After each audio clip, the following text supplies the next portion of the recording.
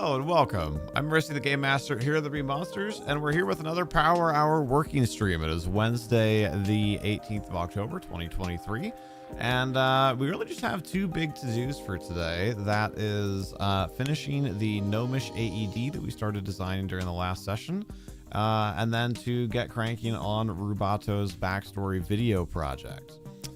First things first, though, we're going to do something a little bit different. I was feeling a little bit off today. That's actually part of the reason why we're starting later than normal. Honestly, I probably should have just gotten outside and gotten some sunshine, but I was kind of like waffling on whether to do the stream or cancel the stream or whatever. And then I came up with a good, or what at least seems to me like a good compromise. Is to get a little bit of exercise but still do the stream. I have 16 flights of stairs that need to be done from None Such Bean, who's actually in chat, so that's perfect timing, from his tier 3 resub on Twitch yesterday. So we don't usually do too much of this stuff in the YouTube content, but maybe that's a misplay. Maybe we should be doing more of it. So I wanted to start things off and just say thank you very much for being here. If you've never been here for a Power Hour before, we put 30 minutes on the clock. We take a 5-ish minute break. We come back, we work for 30 more minutes, and then we try and get out of here in as close to an hour as possible after having done that. So we're going to steal just a little bit of the time today to do some flights of stairs. And like I said, that'll be good for the body and hopefully the mind too, kind of help me reset. And then we'll get to it. So we're going to do one set of 8 right now, and then we'll do the same thing after the break halfway through. So thanks for being here. Hello, Krez. YouTube stream is now live. It is indeed. Thank you, Lumia. So I'm going to go ahead. I'm just going to steal Pixie's camera for this. And let's do some flights of stairs real quickly. Definitely, Krez. Actually, not today.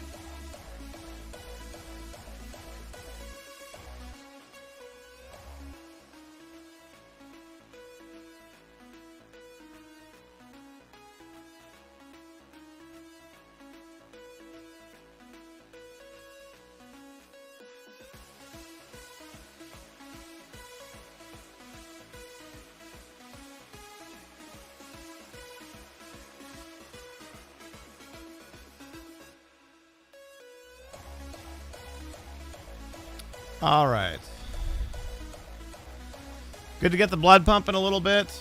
I honestly think it's just a lack of sunlight. I haven't done a good job of getting outside and going for walks and stuff the last week and a half. So when we finish here, I'm going to try and go do that. But I wanted to still stream today, and it's good to talk about. It's good to set an example and get some workouts in, and then get some work done.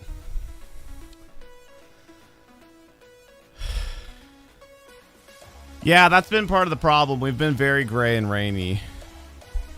It's nice today. Also, yes, this song is not good. Even just from what little bit I've heard here.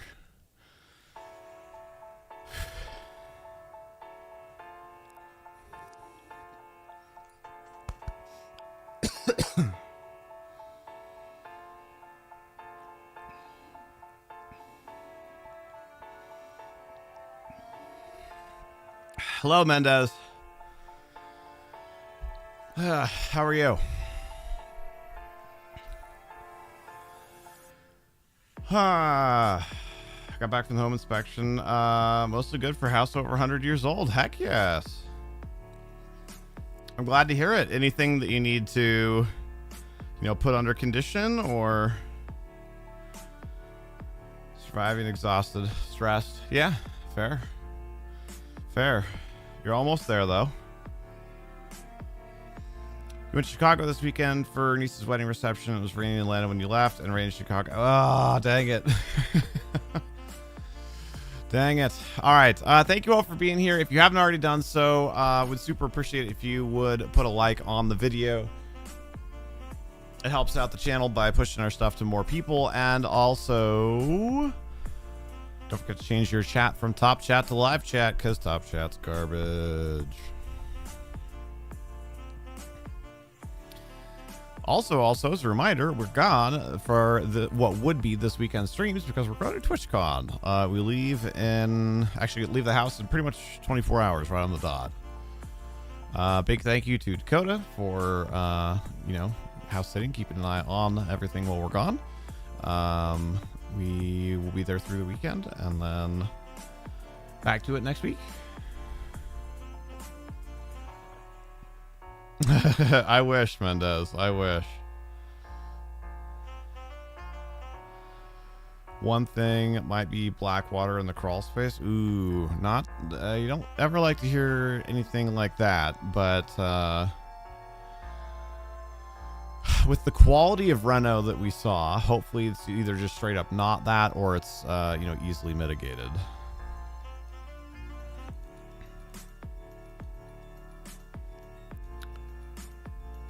Let's grab the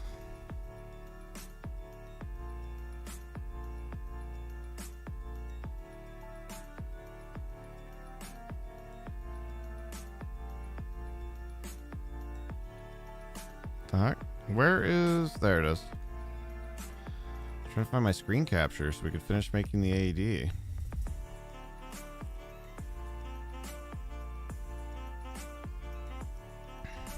HTBM, D&D, custom items. Right. Brunhild's Lifebringer. There was some work done on the sewage, and pretty much everything else has been updated. It's in great shape. Electrical, roof, heating. So that's one thing, but it could be yeah. Yep.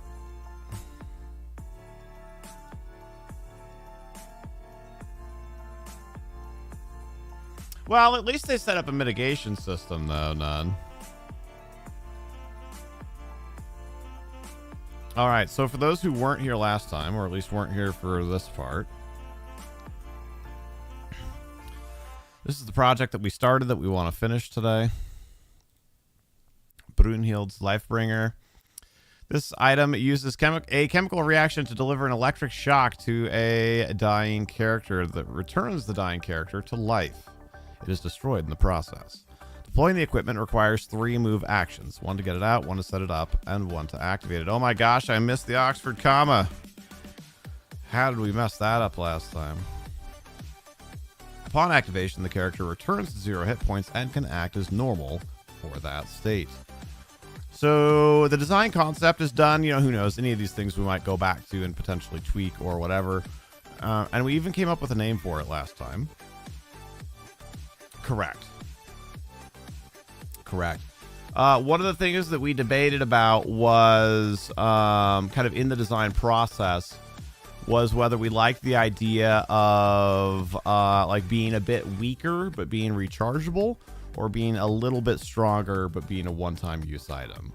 And so what we decided, right, is kind of like the value for a campaign that an item like this brings is it's dramatic, right? Somebody's dying. Like we set it up, we try and save them. Well, we do save them, presumably, right? Assuming that we don't run out of actions before they die. And so I think it's more dramatic to have like sacrifice as a component of that, even if the sacrifice in this case is just the item.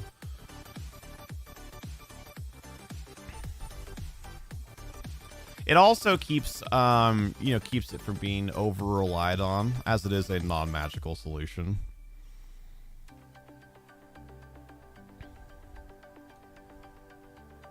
You know, there are belts of magical healing and whatnot, and we're not trying to replace that.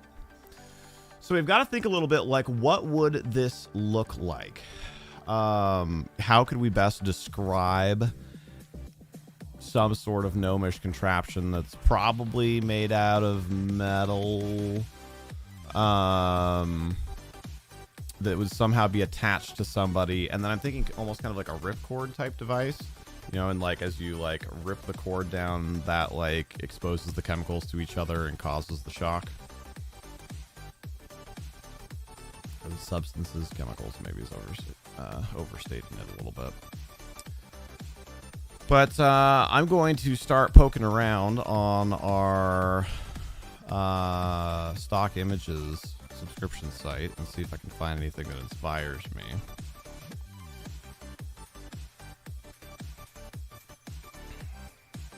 Some sort of box with strap and big red button. Okay, I see where you're going.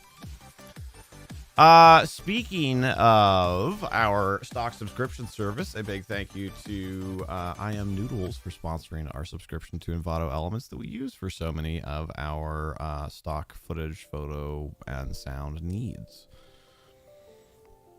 Sponsoring that on Patreon. I don't remember if I said that part. I'm going to be a little bit more scatterbrained than normal today because, like I said, I'm feeling a little off.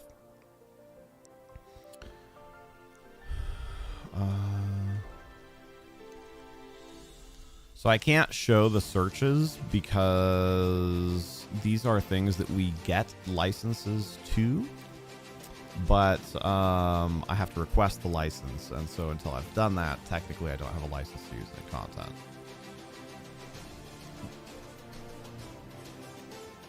How would I even describe this? Like...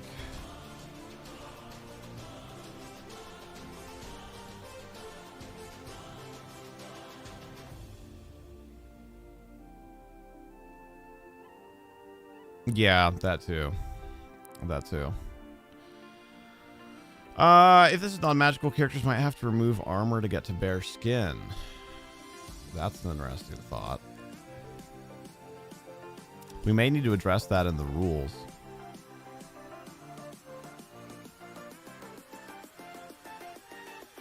I mean, also, we could say alchemical, right? And kind of hand wave it that way, but I don't love that. Yeah, you make a really good point. The song is kind of fun, but it's like not great for background. That's why I miss my chill music station.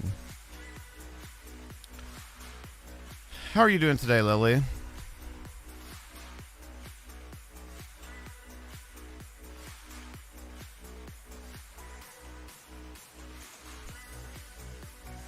This is kind of cool. I wish I could show it to get opinions before I request the license.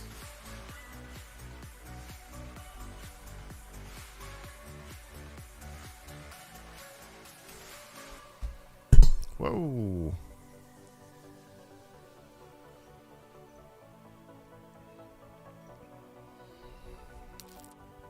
I know these are really what I want.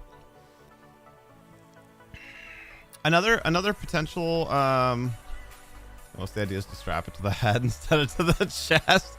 I mean, I was thinking of it being an actual AED kind of thing, but yeah, you do bring up a really good point.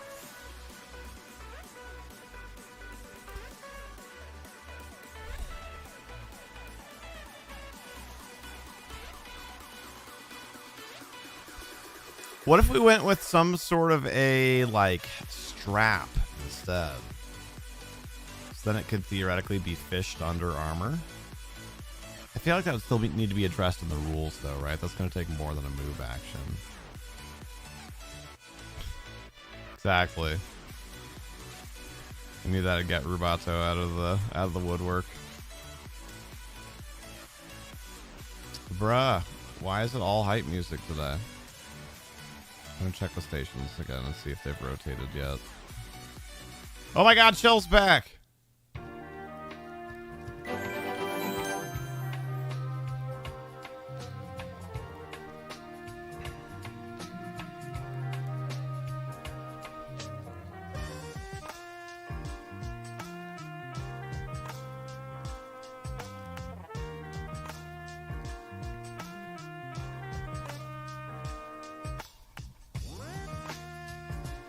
Is the music? I feel like somehow this song is louder than the hype song.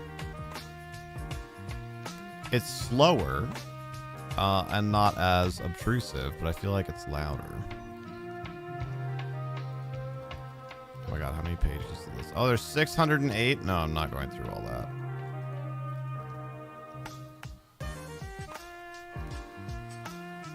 It does feel loud? Okay. Could just be this song, or maybe this station is somehow louder. No, because this feels like the same loudness.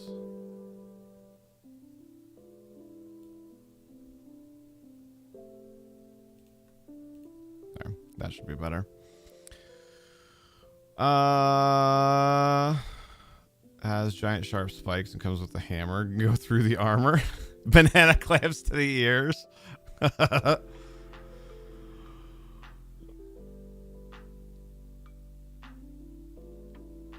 Yeah, no, that was last time, Orar, but we did talk about that, kind of the idea of like the you know, like massive shot of adrenaline to the heart sort of thing. But that just felt to me more somewhere between like herbal and alchemical, and a little bit less like tinkery. And for like thematic reasons, we were kind of trying to go for more tinkery.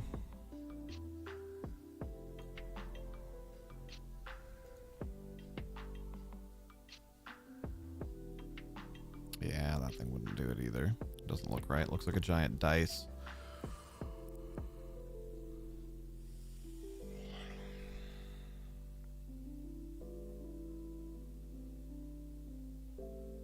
Yeah, exactly. Exactly. I mean, honestly, the like spike through the armor is not a terrible idea. We could treat them like, oh, that could add to the danger. Right? Could be like you're getting stabbed with 2 caltrops. The caltrop deals 1 damage. So you do 2 damage in order to set up the device.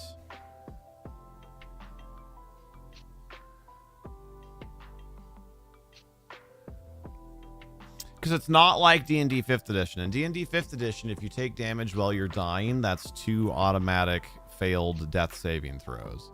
But in 3.5, we just have our negative hit point pool. So 2 damage is still dangerous, but it's not 66% of your dying status. It's 20%.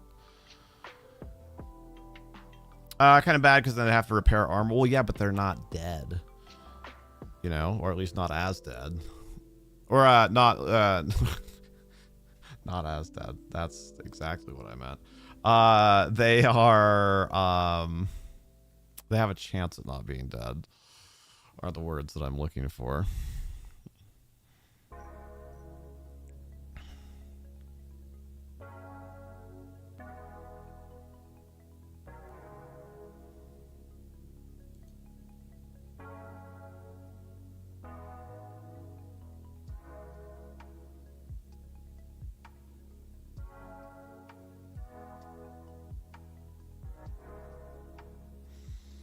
So I'm thinking through the way that we wrote it out, right, was for 3 move actions to be able to turn on the device. So that way, theoretically, one person could run over as a move action and then get it out as a move action. And then if someone else was already there, then they could use a move action to set it up and apply it to the patient, and a move action to use it. Meaning it would take only 2 characters' turns worth of movement. There's a part of me that wants to be like, well, if we're gonna go with like stabbing, right? Like spiking the are they anodes technically? I don't know, whatever. Like spiking the metal into them to send the current through. That feels like more than a move action, right? I mean, it almost feels like 2 standard actions, but that's probably overly punitive. But even if we just upgrade it to a standard action, that's pretty tough, because that changes the flow a lot. Because if one person has to get over and get it out, then another person potentially has to get over and like stab the nodes in, and then that person's turn is over. So then another person has to like get over and actually press the button. So now all of a sudden it's taking 6 actions. Well, and we're including, you know, we're taking care of their movement, but I guess it doesn't really change it that much. It would just be an attack roll.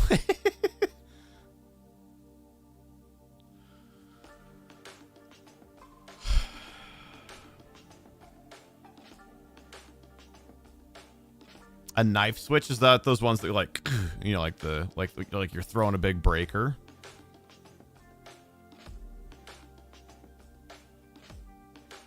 Yeah, that's kind of fun, and it feels a little more tinkery than like a ripcord. That was just kind of my working idea to start with.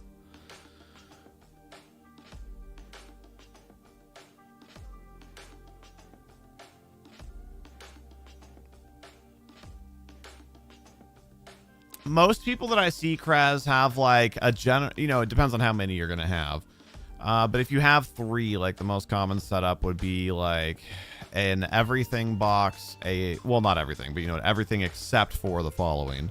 So like an everything asterisk box, and then a combat box, and then like a guild and group box. If you're gonna go with 4, then you could either break guild and group out into separate boxes, or you could make a box for auction. If you're going to spend much time around East Common Lands, that's separating auction out into its own box is a pretty big quality of life thing. I do kind of like the idea of the throne breaker, but I feel like now that makes it kind of feel like, you know, like it's not as much of a chemical reaction. I mean, I guess it could be. You throw the breaker and then it that like breaks the seal that connects the 2 chemicals that causes the electrical reaction. Yeah, I guess it's okay.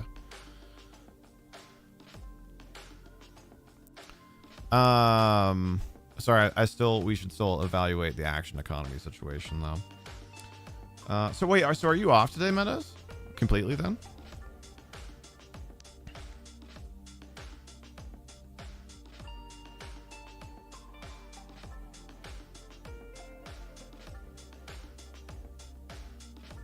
You should stay off the inspection. That's kind of what I figured. It's the order of operations that makes it awkward. But I guess if somebody had to double move to get there, then they wouldn't have a move action left anyway, right?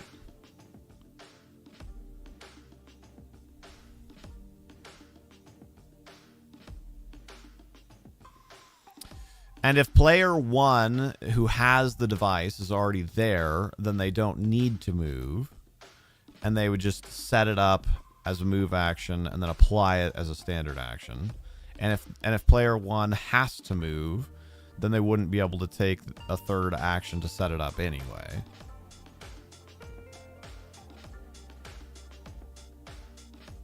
Yeah, so it doesn't really change it now that I kind of like process my way through it.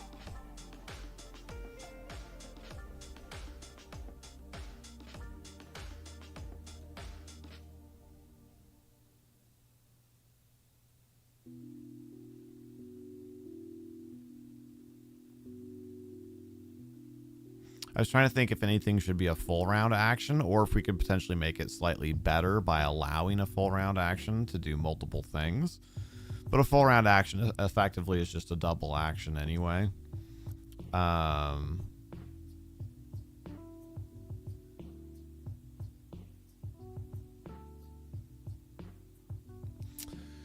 Ooh, or here we go.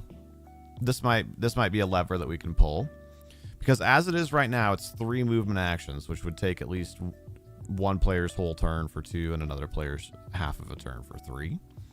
What if we said 3 move actions or a full round action to complete the process? So then that way, if you happen to be right next to somebody that falls, like literally within touching distance, and you have the device, then you could take 1 full round action on your turn and just do the whole thing. Or if you're further away, then it breaks it up into 2 turns, because you have to like run over and set it up, and then someone else has to run over and apply it and use it. Does that take too much of the drama out to potentially allow one person to do it? I guess that's what we need to weigh, is what's the trade-off for like kind of usability or like user friendliness versus like kind of how it impacts like the drama of the scene. Hello there, Gunner. God, we're almost halfway through already. I didn't expect to have to get so noodly about this. But it is an interesting thought.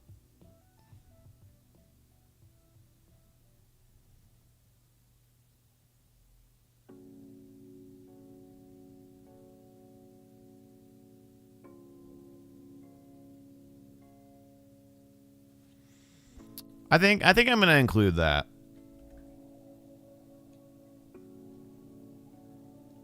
Requires a full round action or 3 move actions.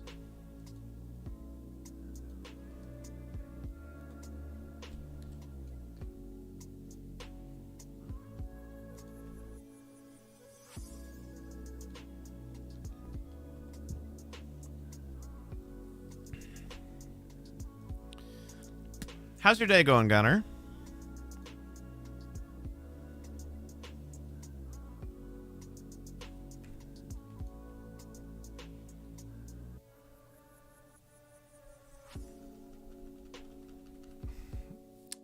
I hear you a little bit on that. I'm sorry.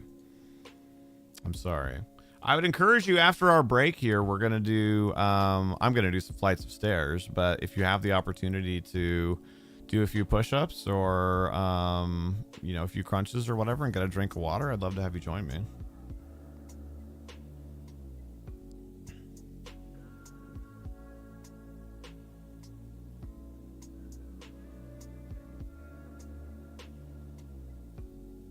Hi, Foxy.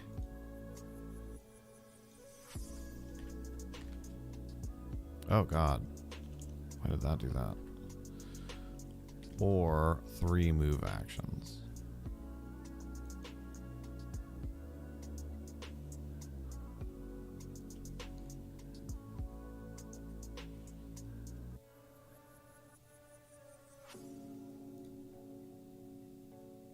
Okay. I like that better. It gives a little bit more leeway.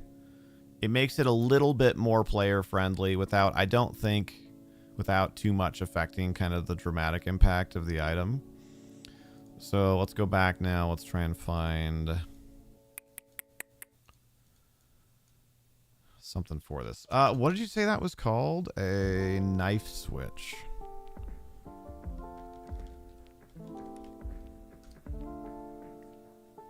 Oh, wow. That actually did find stuff. I'd never heard that term before.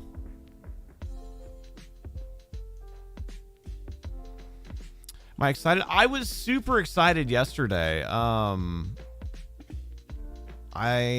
don't know. I've just been kind of spinning my wheels today.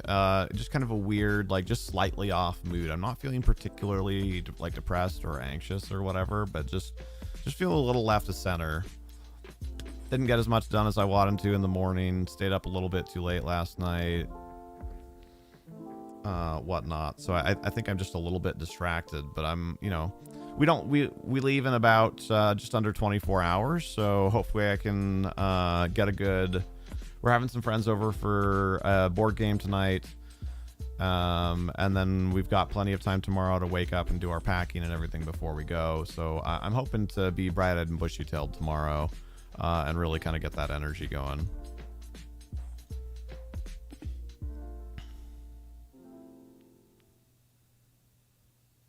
Yeah, thank you for asking, and thank you for the reminder. I'll pop up here in just a sec. So I found some good knife switches, but they're not attached to anything.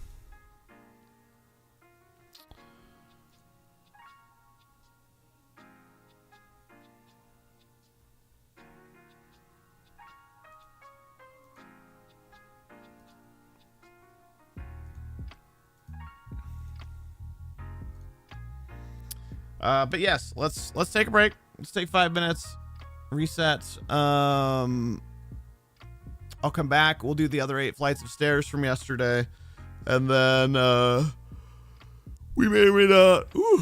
Excuse me. We may or may not get to the backstory thing today, and that's okay because at this point it's already too late for us to finish it. Obviously before we go on our trip, but I do want to at least finish this item. So if you haven't been up off your booty in a little while, you should get up, move around a little bit, get some water, and in 5-ish minutes, be ready to join me for, if you're up to it, be ready to join me for just a real quick, real light workout. Just like maybe 3 minutes of calisthenics.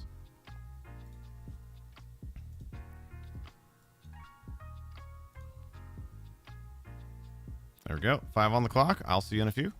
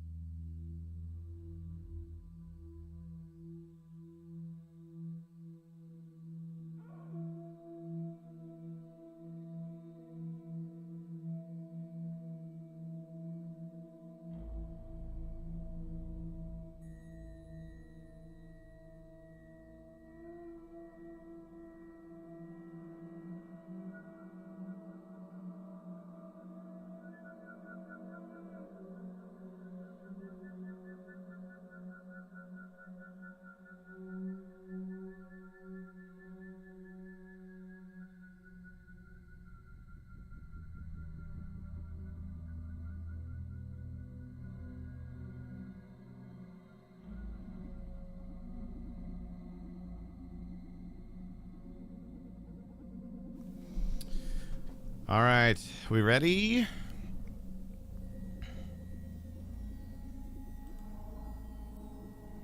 It's moving time. Oh, and Babu time. Boop boop. Aw. The way her head shot over.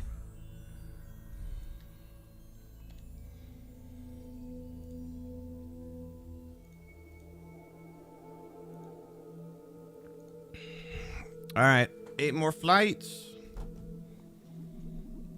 Obviously, don't, whatever you're gonna do, don't overdo it. Would love to have you join me, but you know, don't hurt yourself.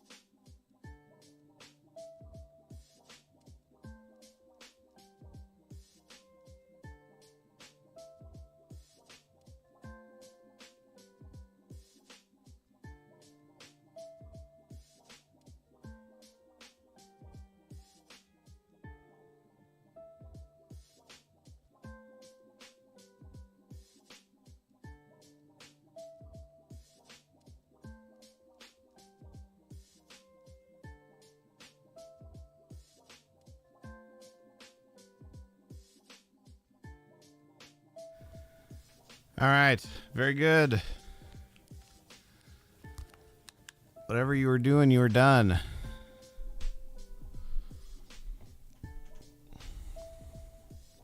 Workout wise, at least, obviously.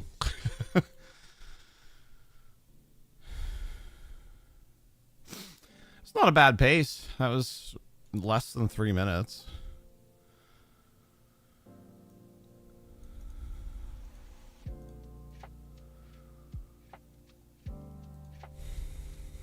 Hello, Foxy. Foxy Woxy Doodle Day. Ugh. Okay.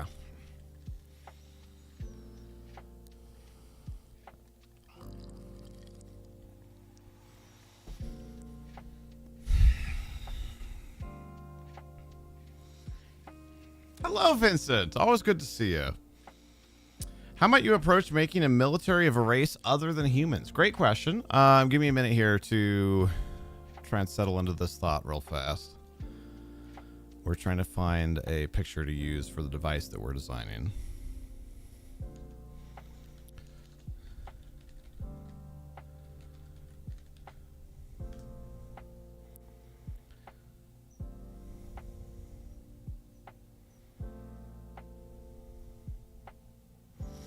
And it's possible that we just can't find anything that's like that, you know, holistically represents what we're trying to describe. In which case we'll just use the knife switch on its own.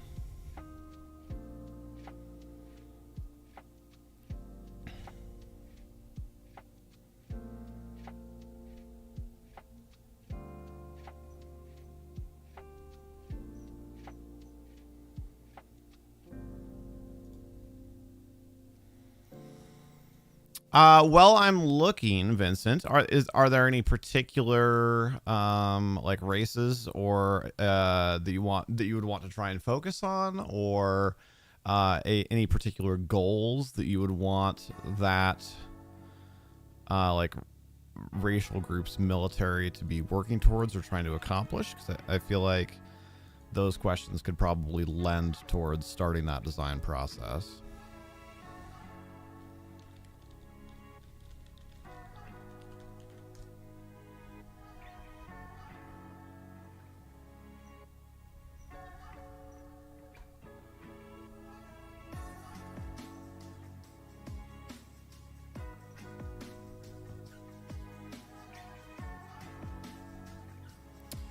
Yeah, I'm not really seeing anything.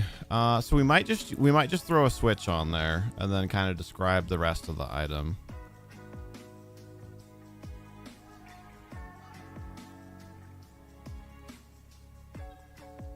How are you supposed to join me for the workout? Oh, mainly I was just encouraging people to get up and move around a little bit. But if you were wanting to actually do workouts to submit for our IOUs, generally we ask that people post them somewhere.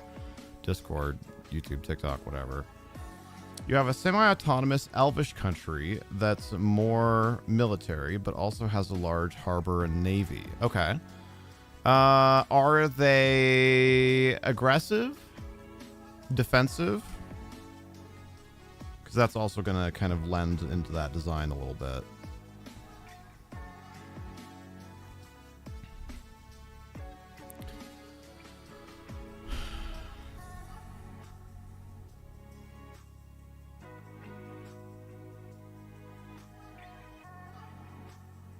Okay. Okay. Yeah, I'll expand on some thoughts there. Give me just a minute here to get this done. I'll show you what I'm doing in a second, but I have to get the license first.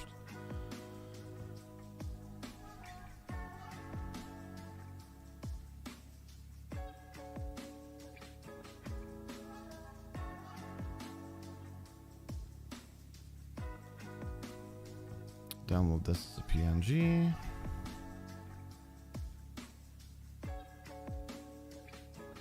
Do the thing. Down. Oh, there we go.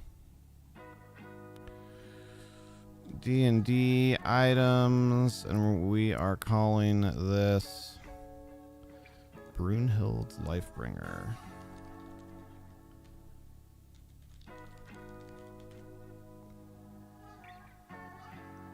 Another elf colony to the south, but they are more mercantile. Okay.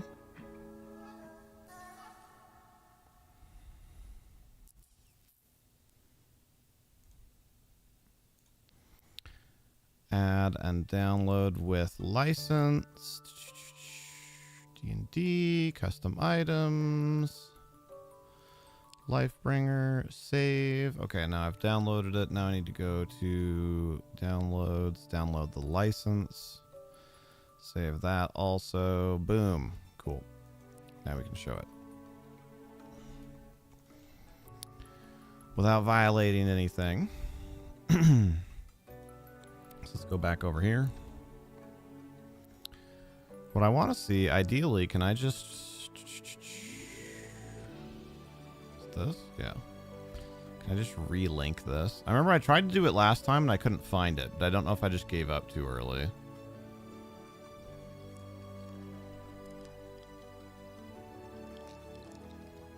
Although that being said, I don't see relink.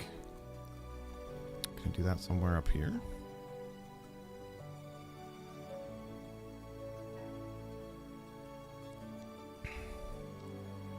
Thank you. Yeah, if you hadn't seen anything from last week's video, obviously the picture is what we're replacing right now. It's an alchemical item that uses a chemical reaction to deliver an electric shock to a dying character that returns the dying character to life. The item is destroyed in the process. I think maybe I should just... No, I think it is. It's fine. Deploying the equipment requires a full round action or 3 move actions. 1 to get it out, 1 to set it up, and 1 to activate it. Upon activation, the character returns to 0 hit points and can act as normal for that state. Ooh, no worries. Enjoy, Gray Fox. So there should be... I'm just not super good at Photoshop. Like, I'm okay, but there's a few things like this that I definitely should just know how to do, and I'm not sure how to do it in Photoshop.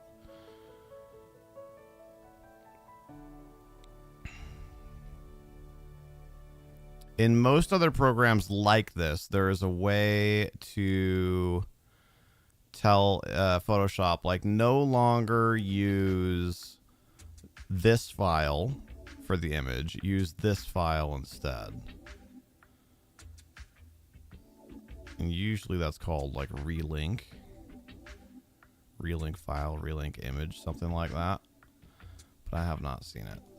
So we'll just have to drag it in. Mainly, I was just hoping to not have to redo the filters, but we really didn't do that much filtering to it.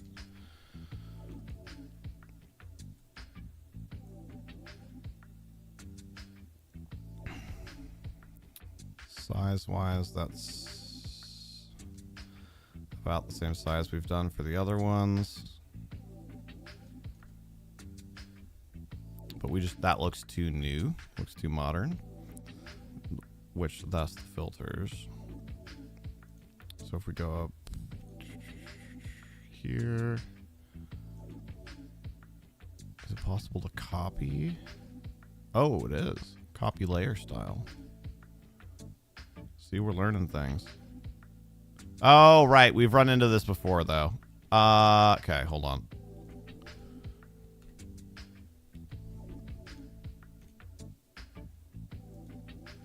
They come with this annoying shadow that totally does not need to be there.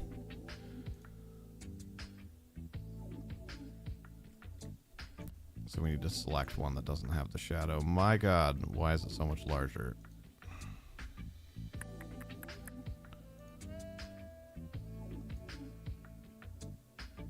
Something like that. Too big still. It's so tall. We've also got a little bit more room for this one, so it can be a little bigger and be okay. Oh, we could make it... Actually, derp. Let's make it tall enough to go from the top of the text to the bottom of the text. Even if it's not going to let me do that. Hello? Snap? We don't like snapping, apparently. It's fine.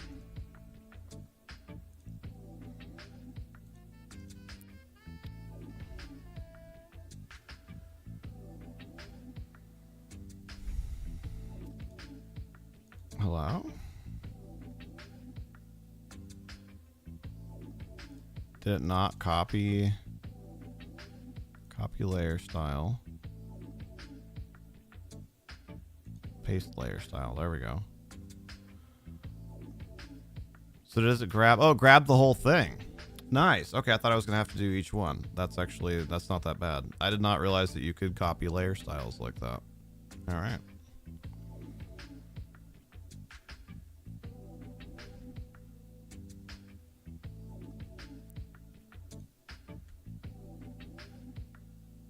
I think we can move it over just a little.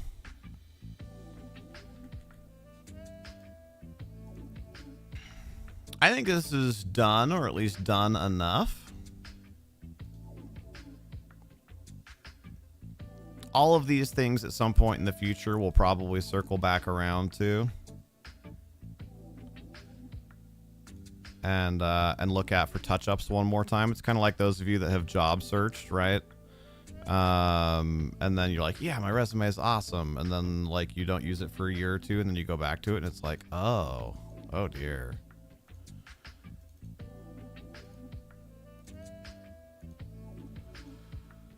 All right, Vincent, are you still here?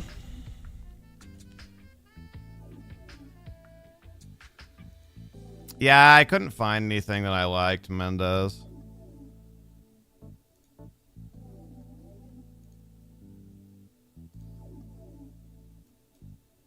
You are? Okay, excellent. I don't want to add it to the folder. I want to save it here. Oh my god. Fine.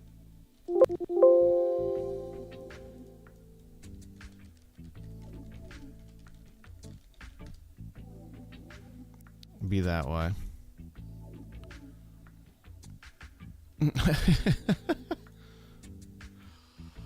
Oh, Windows drives me batty sometimes.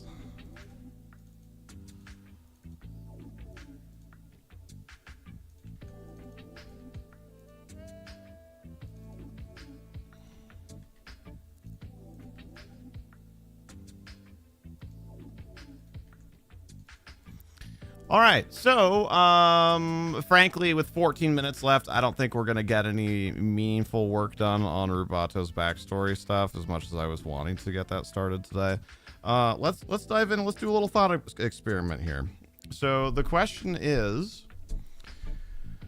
how might you approach making a military for a race other than humans? You have a semi-autonomous... so then the context is, we have a semi-autonomous elvish colony that is more militaristic, but also has a large harbor and navy. They're more defensive in nature, and they often have to deal with pirating. There's another elf colony to the south. They tend to be a bit more mercantile.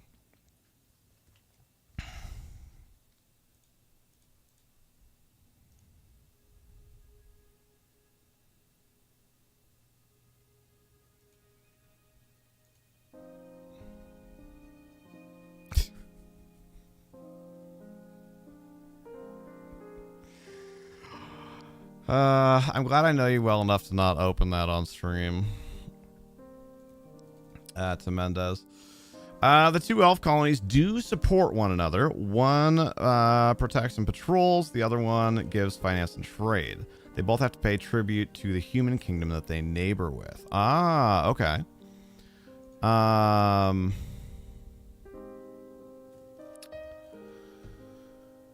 So that does change the context a little bit. All right, last clarifying question, at least I can think of for now. Are they currently at war, or are they just dealing with the occasional, intermittent piracy, vagabonds, etc.?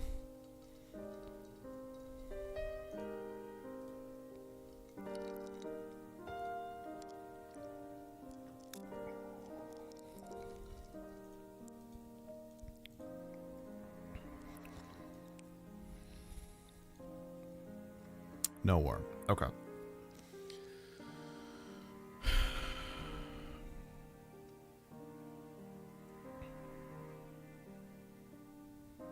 Hello, Kian. All right, so here's what I'm thinking. Small conflicts with the pirates, etc. Military is probably going to focus a lot within that context, right, of defending themselves and specifically defending in a nautical setting. They're going to obviously focus more on navy and more on ranged attacks. Now, it does depend some if your setting is high magic, low magic, or somewhere in between. War mages on ships are, of course, a big deal. In fact, like having a ship's wizard is pretty much required in like most Forgotten Realms settings. Most stuff set on the Sword Coast and that sort of thing. If we're going lower magic, I would say that we want, vessels that potentially have some sort of like artillery on the front, like a ballista or multiple scorpions. If you want to go a little bit smaller than that.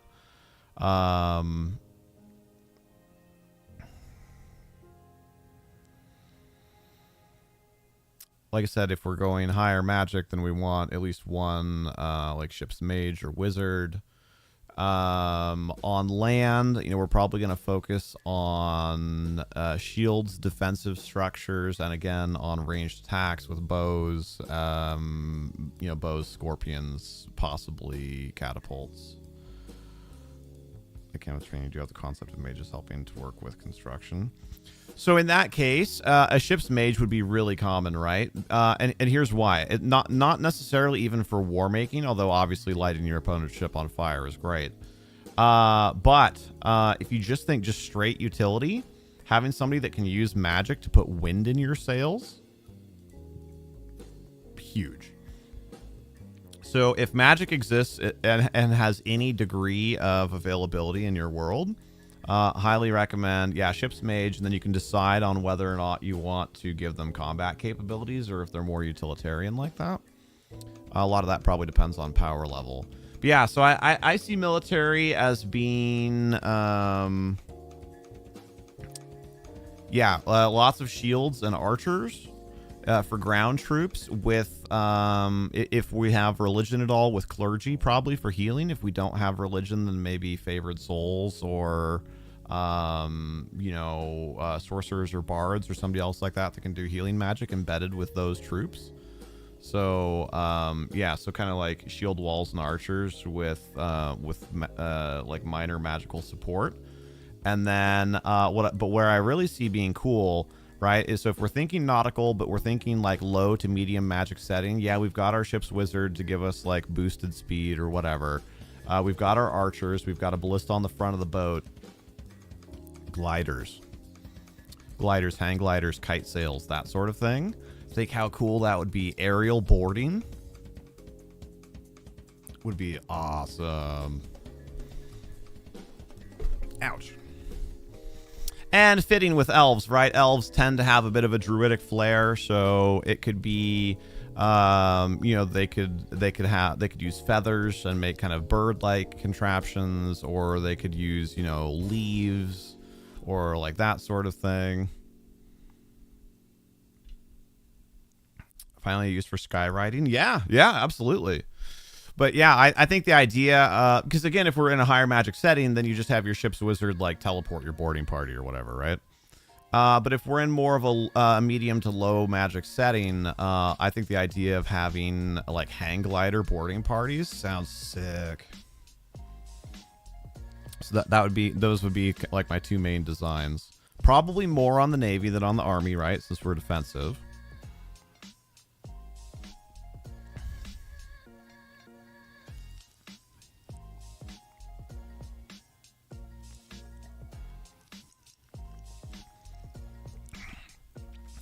So, you know, then you have to decide like how far into the weeds do you want to get.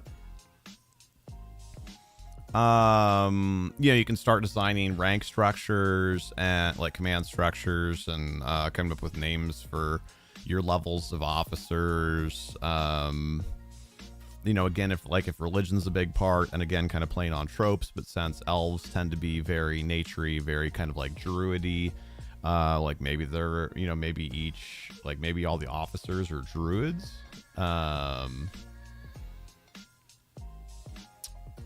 You know, you could also, if you wanted to bring in some flavor, you could do something like they have like captured, you know, like fae spirits or like sprites or something like that. Like maybe they have like lanterns that have like pixies in them, and they like set them loose upon their enemies to like put them to sleep, or, you know, whatever, something like that.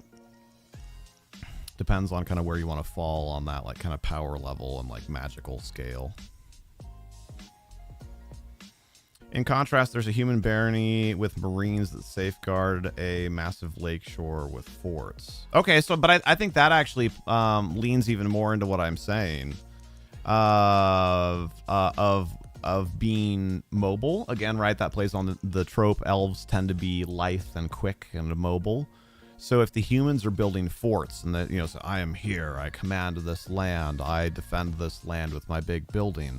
Having the elves focus more on like ships that sail all around and work almost like small aircraft carriers with their like glider troops, I think thematically differentiates like how they're behaving from how the humans are behaving.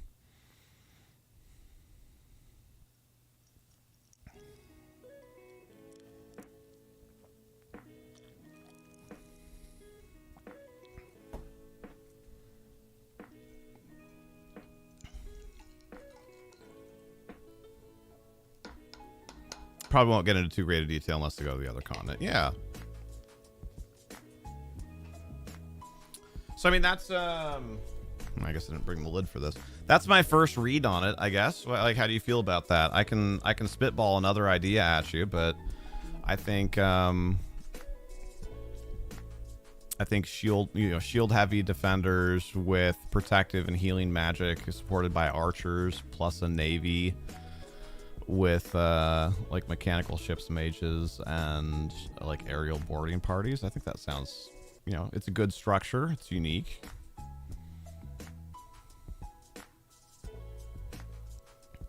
Elves are more into like maneuvering with their tactics, using range, etc. You agree? Thanks for the insight. Yeah, you're very welcome. I love your questions. It can be a thing. Just because the setting that I choose to run is on the more mundane side, doesn't mean that I don't like enjoy doing stuff like that. Also, it just doesn't fit in. I mean, and actually, really, honestly, everything that we just said there could probably fit into our setting too. But kind of the whole purpose, or like the undercurrent of our game is that like everything has kind of like everything is a little decadent, like a little overlooked, a little underfunded, a little like everything is kind of let slide, and like the cracks are showing, and like there are potentially consequences for that. And so, depending on actions of some NPCs and actions of some PCs, like that may or may not like blow open into, like new and exciting settings and things and whatnot. But we wanted, like, specifically the human civilization is designed to be like a little bit, especially the one that we're here. There are multiple human civilizations, but the Kingdom of Rin is designed to be like specifically kind of stagnant and like a little bit drab on purpose. That's part of the storytelling.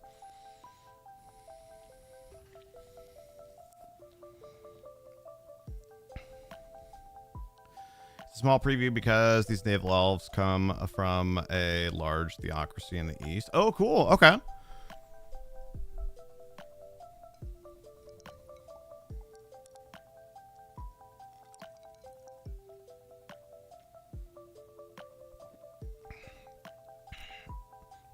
Also, sorry, I was in the middle of that thought experiment. I don't know if I actually said hi, but hi, Michael.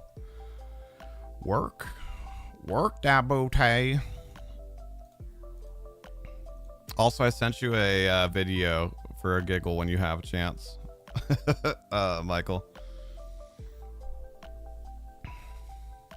Drab until you came around. Well, I mean, obviously, I'm like, that's a bit hyperbole too, right? Like, there's still cool stuff.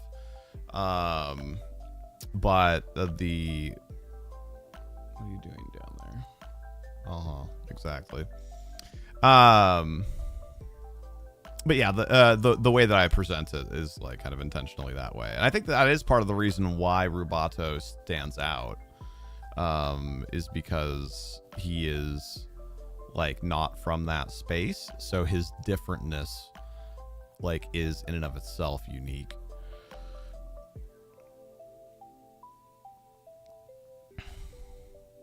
Oh yeah, no, you're good, Michael. No rush. And there is a little bit of language, just if the kids are around or whatever. It's just some Canadian humor.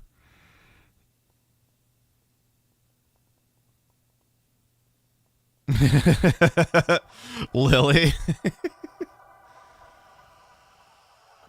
That also works because one of your player characters is actually someone sent over to get military details for their country. Ooh, exciting, spicy. I like it.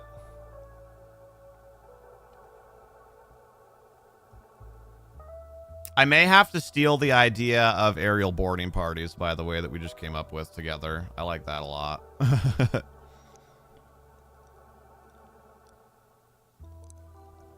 Especially since our setting is relatively low magic, probably like 3 out of 10. So it'd be a lot more feasible in a setting like ours than it would be in a lot of other D&D settings.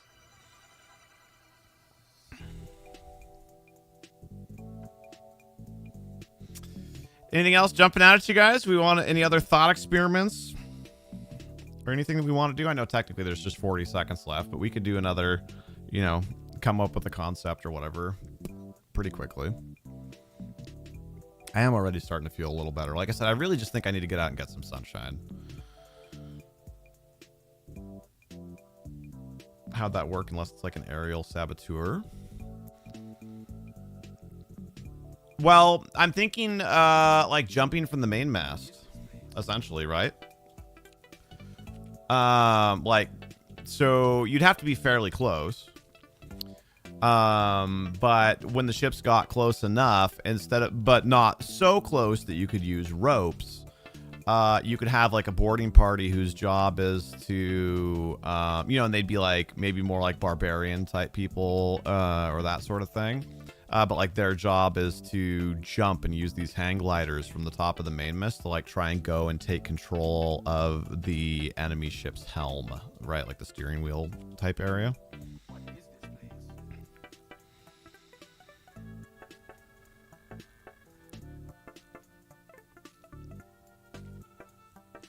You got something for me? Fire. Socializing can sometimes help for some people. Yeah, in general, I tend to be more introverted. I'm a learned extrovert. So usually actually peopling is draining for me, but I'm not particularly low on that tank right now. We haven't done like an absurd amount of peopling recently. So yeah, maybe we can kind of trade from one tank into the other. Aerial drop barbarians, no exit plan. That's a good point. So I guess that depends on kind of what the culture is like, right? Would it be like a sacrificial berserker type thing? Like, does that kind of fit your idea for the culture? Or would it be more of a, like a quick hit and then ditch sort of thing, right? Like, get on the boat, try and kill the pilot, maybe try and like destroy the wheel or the rudder or, something like that. And then like jump into the ocean and try and like get back to their ship. And then their ship like catches the other one. Or, I think there's a number of ways you could do that.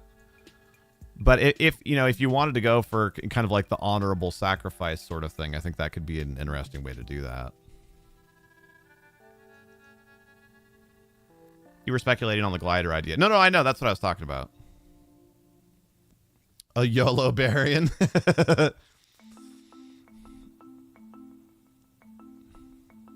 But yeah, if your culture is like a high law, high like selflessness is valued, like honor and valor are valued. Yeah, you could just go straight up like right, like how Vikings. I don't know if it's a trope or if it was real, but like the whole thing of like wanting to be the first one off the ship. Even though that's like the most dangerous thing. Or like, if you're a soldier climbing a siege ladder, the first one up the ladder. So there could be like, like I do it for the, whatever, the glory of my kingdom, the glory of my God, whatever. To like, I want to be one of those like 3 or 5 like crazy aerial drop barbarians. So you could yeah, exactly. So you could lean into that. I'm going back up to it in just a sec, Gunner. I just wanted to finish my thought on that.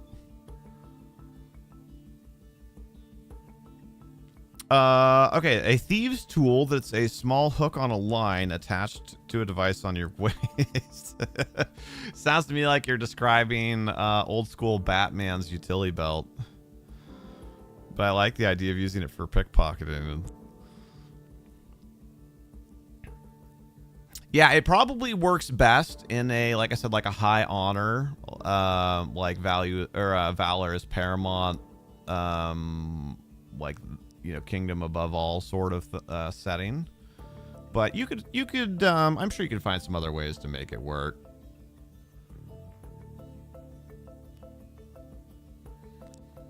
I mean, honestly, you could even just do same idea, but less danger for the people doing it. Would be to like try and jump to the enemy ship and light their sails on fire, and then try and jump off and glide back to yours. It would still be super dangerous, right? Because presumably they're going to be firing arrows at you while you're gliding. But like that way, it's a little bit less self-sacrificial. That would be a way you could modify that tactic depending on the culture. I do really like the idea, though, Gunner. Yeah, that's what we're talking about, Mendez. You can throw it into somebody's pocket. Then as you're walking by, just pull it back without them not... Oh, yeah, that's fun. That's fun, like ranged pickpocketing, essentially. I feel like that would be, you know, like the actual act of like targeting it in such a way as it like made it into somebody's pocket would be really difficult. But I do like the theme of that a lot.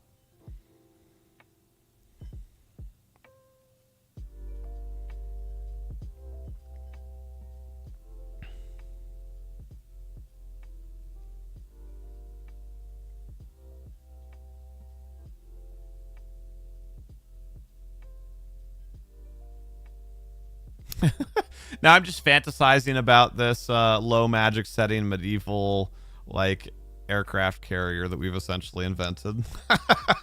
I really like this.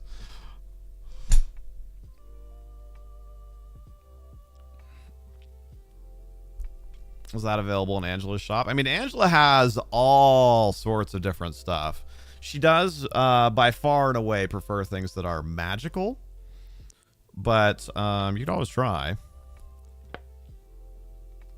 Also, yes, I drank out of the 2-liter. There was like one little drip at the bottom of it. And I don't want that spilling in my garbage can. Well, my recycling can, more specific, but I brought it in here with me because there was like a pint.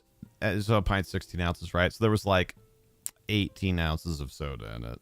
So it's like, well, I don't want to put 2 ounces back in the fridge like that. That's just going to be disappointing to go and try and pour later. So I just brought it with me.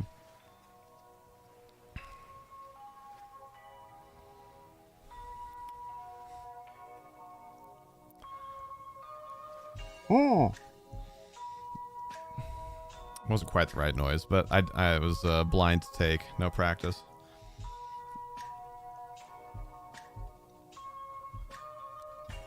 I don't know if the microphone even picked it up, actually. That could have gotten noise canceled, potentially. Convenient, because you also prefer things that are magical. We may need to discuss some things she may have. Indeed.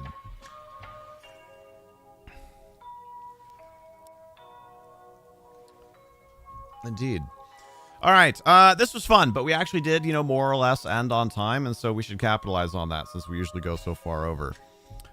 Thank you so much for being here. I am feeling a bit better already, and we did still get a thing done. So not an hour wasted by any means.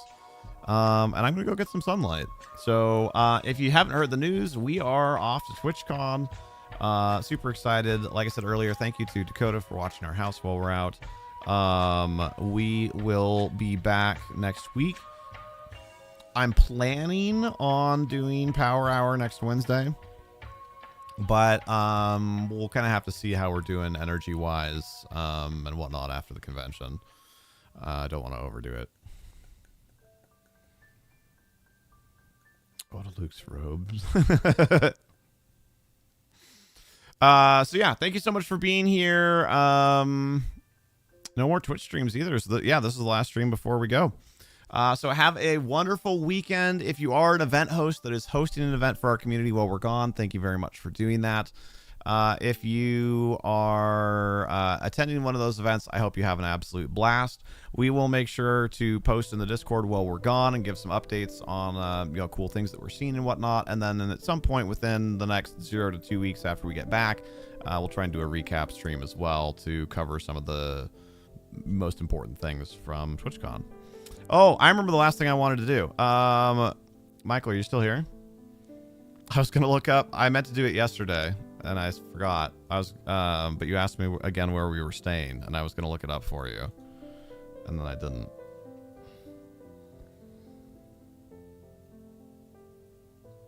Okay. Yeah. Let me poke around here really quickly.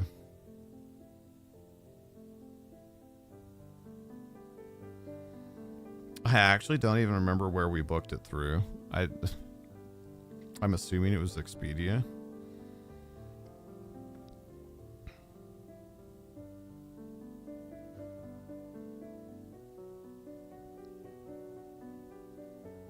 Oh, right. They just changed all their stuff to their like one pass or whatever it's called. So I have to log in again.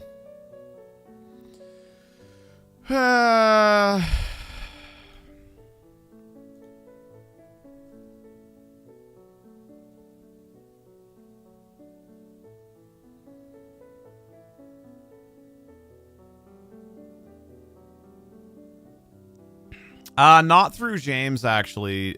We do because we don't travel a whole lot. So for the majority of what travel we do, we do that with him. But this time in particular, we're using a lot of points and airline rewards and whatnot to get there. It's the only way that we could make it happen. And he can't book like that. So this one in particular, we did not do with James. Hello there, Talio. Thank you. Appreciate that. It's thumbs up o'clock. Apparently I did not do it through Expedia. Yeah, me too. We are winding down here, but we're hanging out for a couple minutes and I'm trying to look up what hotel we're staying in. Nice. Very good.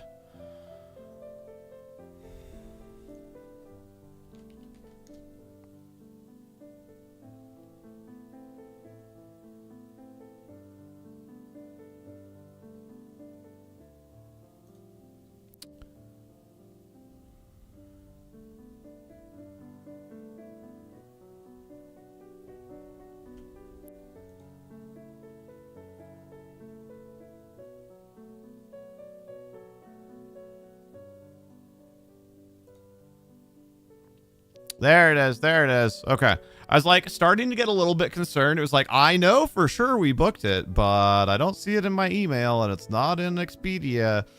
Right. Of course, it wouldn't be in Expedia because we booked it with points, which is a real bummer. Turns out if you use points to pay for stuff for work, you can't claim it on your taxes because points don't technically have any value.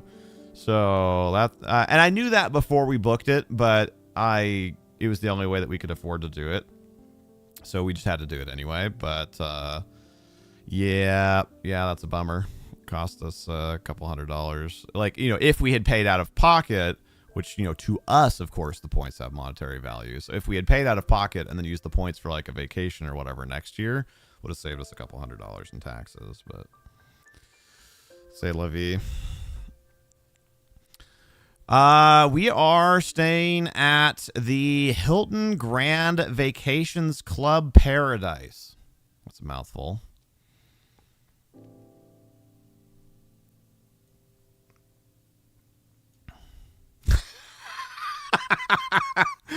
Oh my God, it's on Karen Avenue.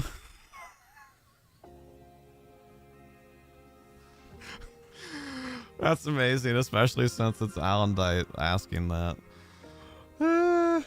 Amazing.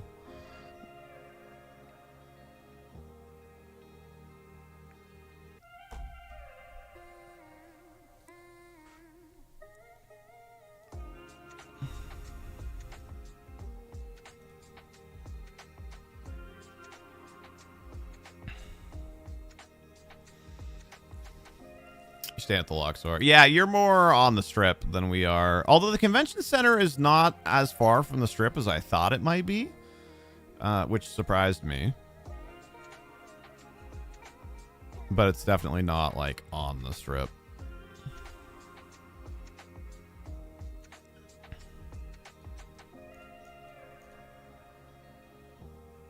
Yeah, I'm sure that it won't be a problem, but I need to call them. I might even just do that after we get off stream here.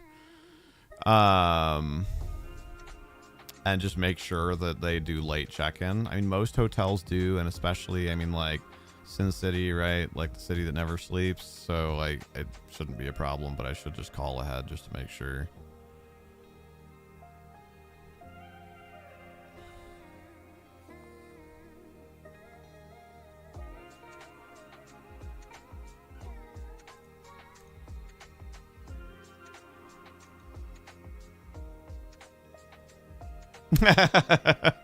I appreciate the thought, Michael. All right. Anyway, this is fun, but I've drug it on for another 10 minutes now. I'm going to go. I am, like I said, I am really, really excited. Just feeling a little bit strung out right now. I'm sure tomorrow I'll wake up bright-eyed and bushy-tailed and everything. I think what's just weighing on me is there's like a lot of stuff that needs to get done between that and the need for sunlight. So I'm going to go get that sunlight. And then we're going to have some friends over. I'm going to try and relax tonight. And really, tomorrow we should have plenty of time before we need to leave for the airport to do all the things. So like, I just need to